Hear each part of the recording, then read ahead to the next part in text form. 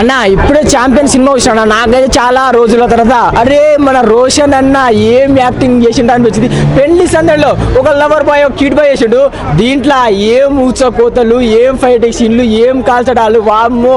Director మన రోషన్ అన్న ఇలా కూడా యాక్టింగ్ చేస్తాడరా, మామూలు ఫైటింగ్ సీన్ కాదన్నో ఇరగొట్టిండు, అసలు వేరే లెవెల్ ఉందన్న. నాకైతే చాలా బాగా నచ్చింది. మెయిన్ చెప్పుకోవాలంటే భయ్య ఒక రితిక్ రోషన్ చూసినట్టు అనిపించింది భయ్య.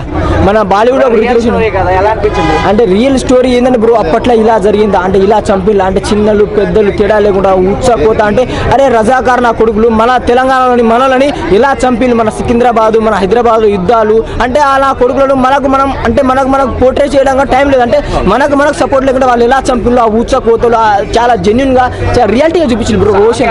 అసలు భయ్యా గిరగిర సాంగ్ యూట్యూబ్ లో ఏదో అనిపిస్తుంది కానీ 70mm స్క్రీన్ లో వస్తే భయ్యా కడుపు నిండిపోయింది భయ్యా. అంటే ఆ సాంగ్స్ కి ఆ డాన్స్ కి హీరో ఇద్దరు క్యూట్ జోడి మాత్రం అదిరిపోయింది భయ్యా. నాకైతే బాగా